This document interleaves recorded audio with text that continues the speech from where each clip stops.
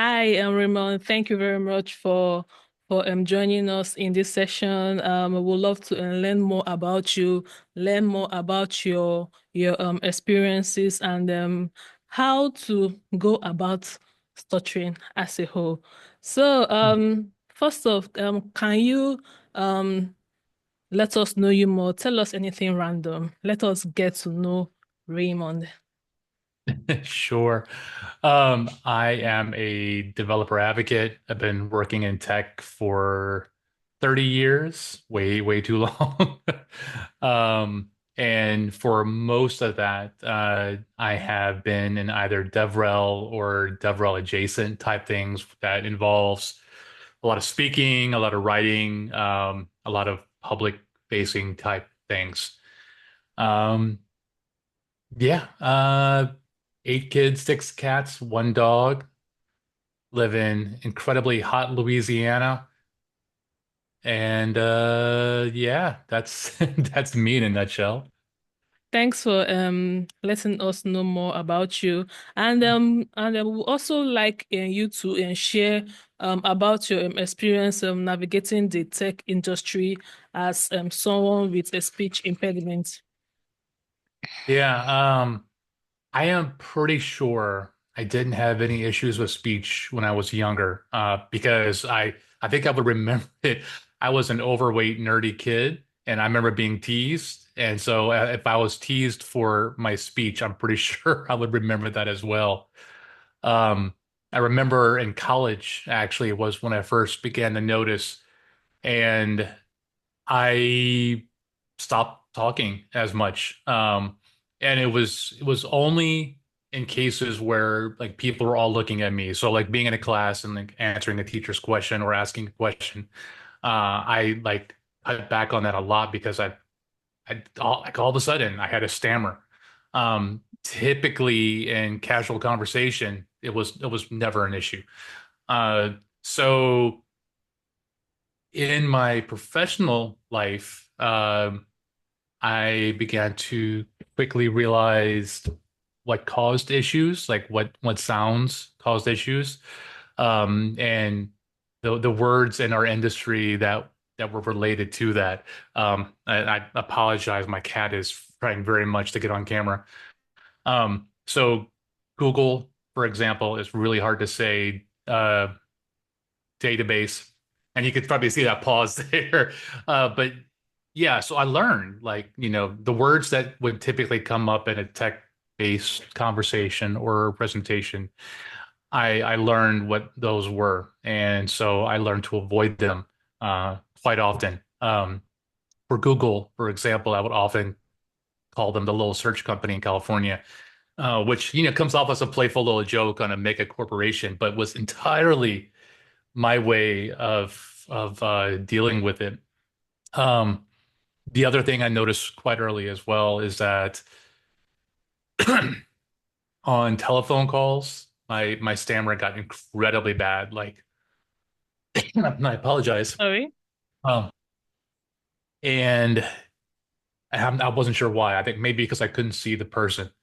In work type Zoom calls where you can see people, but it's also just a lot of blank uh, screens as well. It was hard there as well. And so that, and I've gotten feedback before that, hey, in meetings you're awfully quiet. And part of that is because of the stammer. Yes, for me, I have always had a stutter. My parents even said that I started talking when I was 4 years old. Experience A is totally different from experience B. Yeah, thank you very much for Mhm. sharing that with us. Um, so my next question here is, what challenges have you faced in the workplace and how did you overcome them? I think you've explained a little bit on this from your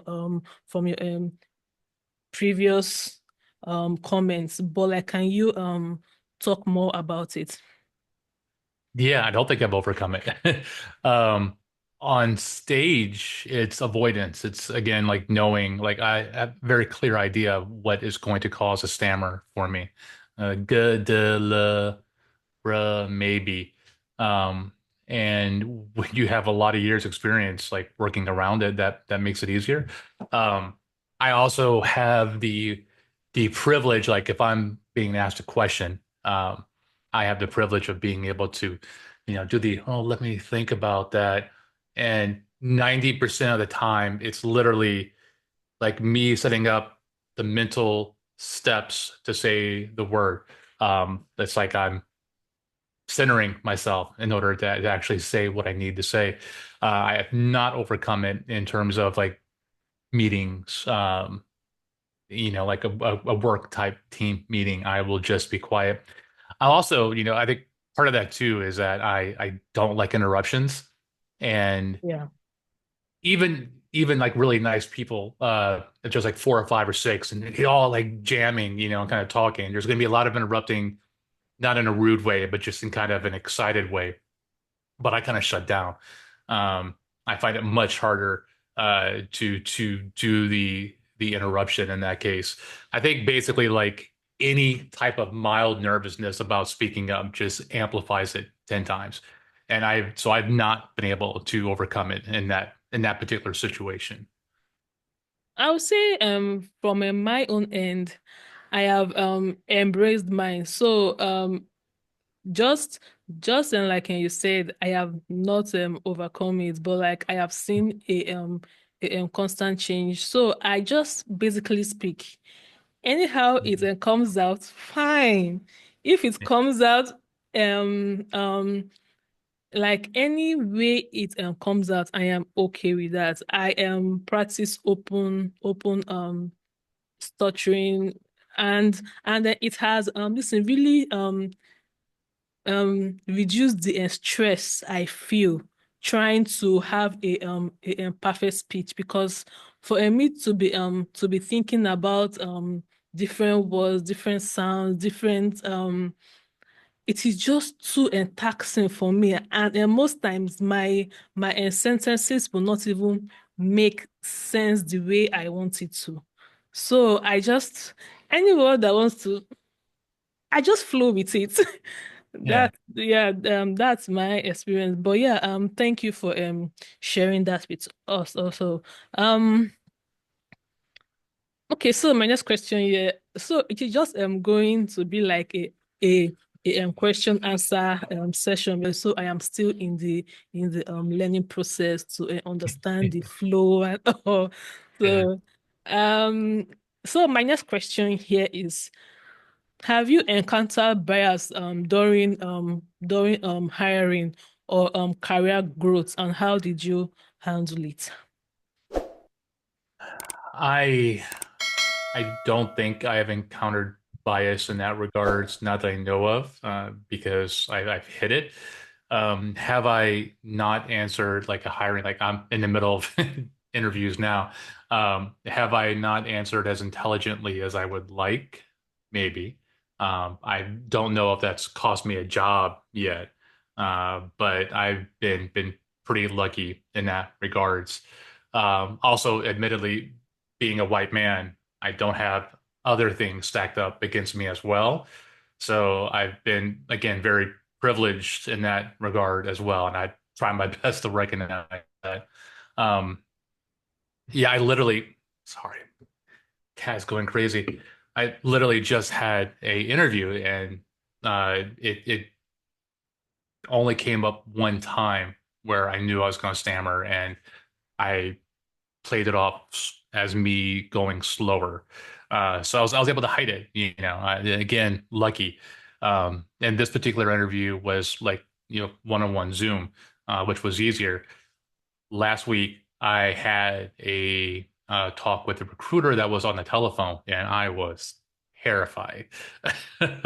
Now, recruiter type calls are typically just like organizational type stuff, like, hey, this is the next step. So it's less um, impressing type stuff. So again, I got lucky, but it was still quite terrifying. I'll say you are in one of the lucky ones because for me, oh my God, my interview phase, like I repeat every um syllable most times. Like it is very, very intense for me. Mm. First off, I am always on reach out that I am a person that stutters. I am going to repeat my words. I am going to have long stops. I am going to even use word fillers because it helps me to communicate better. And then most times I even ask if I can switch off my camera because it also helps to communicate better. But yeah, sometimes I get positive feedbacks on that. So you turn your camera off and it helps?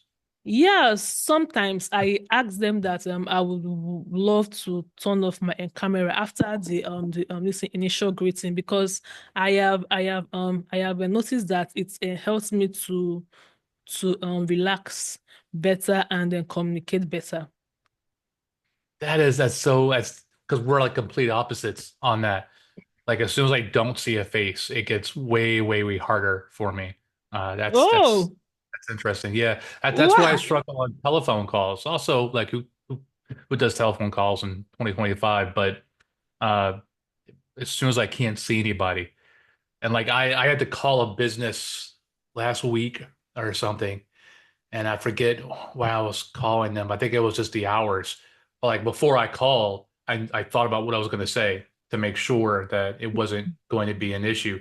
Yeah. I still remember because it sticks in my brain. 10 years ago, I was calling a store about a product, and the product was was one of those words that I knew I would not be able to say. And for like 2 or 3 hours, I just kind of thought about it, and I had to like get up my my courage to call. Um, and actually, I think I may have asked my wife to call. I think I gave up. Uh, and literally, it was like, "Hey, do you have X in stock?" But that X just happened to be something that I was going to struggle with. It's a video game related. It probably was maybe uh, we like I think I was struggled with that word on the phone, the Wii U back 10 years or so ago. You and like meeting new people physically. Yeah. Oh, that's I don't like that. Like we are totally opposite. I don't like meeting and listening people physically for the first time. It is just too much for me. Well, I'll say one of the things that I was told a while ago, and it made a lot of sense. Um, Socially, I don't do great one-on-one. I don't do great at like a conference after party, like that kind of social aspect, and not even only because of like the stammer, just because it's people. But I've always liked being on stage like a lot, and it was pointed out to me, well, Ray, when you're on stage, you're in control. Like you control the whole conversation. It's just you essentially. And that made a lot of sense to me. It's easier to handle the stammer. It's easier to handle the social aspects when you're directing everything, basically. Thank you for sharing that. This is something new to me and okay. So on to the next question. On to the next question. Um what can companies do to create a more inclusive environment for speech diversity? Um, I've seen a couple of times doing interviews where in the like initial email they ask up front if you need any accommodations, and they're very kind of vague and kind of open, but the implication is, if you need to, if it's whatever, if there's something physically, even though it's going to be on Zoom, is there something that can be done? And so I think that type of at least asking the question. Now, of course, when you're like interviewing for a job, you're terrified of showing any kind of weakness, right? Because you want to be perfect. Um, but that's also a good test as well. Like if the company comes out and says, "Hey, do you need any help?" and you say, I have I have a bit of a speech issue. If I could be off camera after the first, introduction, and if they complain about that, then that's a great litmus test, right? That's a great way to Yeah. figure out that the company's not for you. So I think, like I said, like in those initial interviews, just asking, or those initial emails that go out, just asking if there's any accommodation that can be made. Um, like in your case, where the video being off would Okay. help. That would allow you to be able to say that. How about like the everyday this running of in the company? Like what can they do to have an inclusive speech and diversity environment in their own company, not just at the initial level? Yeah. Um, I kind of like go back to what I was talking about, being in meetings that are very active and there's a lot of over talking and stuff like that. Not just for my stammer, but just in general, I don't like that because I find it hard to get a word in edgewise. And I've been in some meetings that are like that where someone specifically spoke up and said, "Hey, I haven't heard from Ray. I haven't heard from, so and so. Do you have something to say?" Um, I've also seen meetings where they lean on the using the raised hand button to indicate that, yes, I want to speak. And I find that even without a speech issue at all, being able to indicate visually that I have something to say so that everyone could shut up and actually let you do that. So I would say to kind of bring it back, looking at a meeting platform that helps accommodate people who want to speak more but need a break to get in, I think is really helpful. I don't know if Zoom even has that, but I think Microsoft Teams is pretty good at that. Yeah. Um, thank you for sharing that. From my end, I'll say that having like a training section with the company will be awesome. Like and to and train everybody in the team that um for like and for it to come into their consciousness that okay, there is something called speech and diversity and ways to support people with speech diversity. I feel that will go a very long way to have a very good inclusive environment. Yeah, that's all I have to share on that. Okay, so these last two questions are like extras. So the first one here is what are some common misconceptions about speech impediments that are completely untrue? I think that it's 100%. Like when I've mentioned to people before that I have a stammer, people don't believe. Well, they say, "Really? Like I never hear you stammer." It's because I have learned avoidance for like many, many, many years. So I think one misconception would be that, oh, everything you say is going to be a stutter or a stammer, um, and probably not understanding how much a person will choose not to talk to just not feel embarrassed. Like they don't probably appreciate just how bad it can feel or how much anxiety you can have and where you'd rather just shut up and just not share.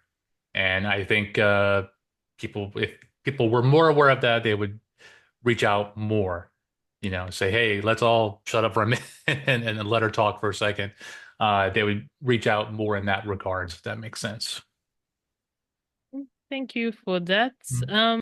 I heard someone saying that you should just what's it called believe that that um you don't have a speech impediments, it will stop. And I'm like, hmm? That is Hmm. not true. That is totally untrue. Like there is no switch to off and on it. It is just there. It is for me though, like it is like my way of life. Like it is part of me. So like I can't just believe and it will just stop happening. Yeah. I don't believe that at all. So that's one misconceptions that I would like to talk about. And people with speech impediments, they have a whole lot to say. They have a whole lot to offer. So just like give them that chance, give them that Yeah. platform so that they can be free and do what they can do. So that's all I have to share on that. I was So oh, sorry. okay, yeah, yeah, continue. Oh, no, I was gonna say I was at a conference last year, I think, and when I travel for work, I attend a lot of conferences and hear a lot of keynotes, and I don't always pay attention. I'm normally like working on my slide deck, whatever.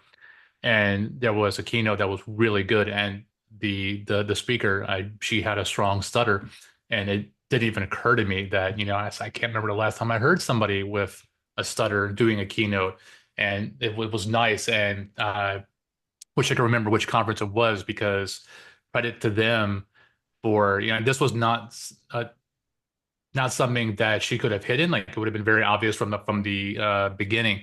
Credit to them for not saying, we can't have you for the keynote. You could do a, presentation, but we can't have you on the main stage. They believed in her, which I thought was really nice. Oh, wow. I would love to watch the keynotes because I was even talking to my husband recently about me me not seeing anyone in the tech and space like in the tech conference speaking that has a stutter, even if they do, maybe they like and they have a way to max it, but like someone that have an obvious stutter, I would love to be there. Like I will feel seen when I experience something like that. And I feel that we should have like an open conversation about this, about tech and conferences accepting people with speech impediment because it also helps in inclusivity, being seen basically. And I feel it would be super awesome.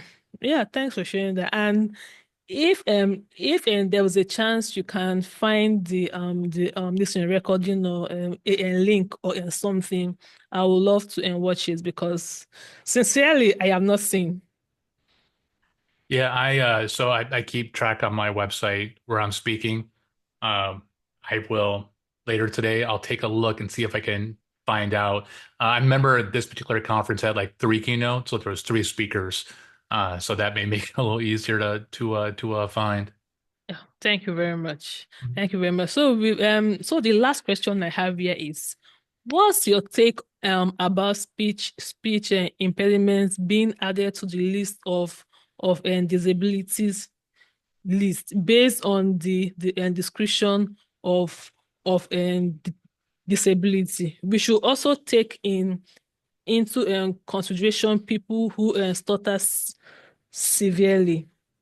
Mhm. So what is your take on that? Also, and there are some, like not some, like most job and posts has this clear written and verbal communication skills. What do you think about that? Does that tell tell someone with a severe stutter that you are not right for this role? What do you Yeah. think about it? We are almost out of Yeah. time. This is free Zoom, so can we just wrap up? So I do think that speech impediments should obviously be included in that list because it is something that people have to deal with in terms of jobs asking for a clear clear and what do you say, clear written and verbal communication skills. Uh, I would say clear communication skills Exactly. and accept the fact that some people may have a speech issue. But if you can communicate via text, if you know you can via writing, you know, and if you're a developer, you know, if you're communicating in your documentation and in your Jira tickets and things like that, and being very clear, any speech issue should not impact at all what you do, you know? I agree with you totally. And I would like to ask, what is the right or what is the best approach to go about this? Because I was thinking of bringing this up often, whether listen, whether it will be in like a call for change. Oh, we need this to be changed because X, Y, Z, and all. Mhm. What can you say would be the right approach to go about this? I think what you're doing, starting interviews, talking about the process is part of it, just awareness. Um, Most of my adult life has been learning about, oh, people suffer with this. I had no idea. And yeah, I've never regretted learning that. I've gotten sad learning about what people go through, but I've never like regretted like, and I'd always wished I knew earlier. So I think just people talking about it, and in our industry, you know, being able to talk about it in terms of how can we work with it, you know. So if your stutter stammer is incredibly strong, uh, you're doing an engineering role, like communicate to the team that hey, our primary way is going to be via chat, and when we do you know Zoom meetings or stuff, I'm going to be more quiet because of what I have to go through. And so being upfront and just finding a way to work with it. Yeah, that's all I can think of. Yeah, thank you very much for that because it is something that I've been thinking about for a while, and I feel we have something good here. Like I feel with time we are going to see changes, and we are going to see positive changes in the light of speech inclusivity. And so we've come to the end of this session. Is there anything you would like to share? Is there any question you would like to ask me? Is there anything random? I'm open.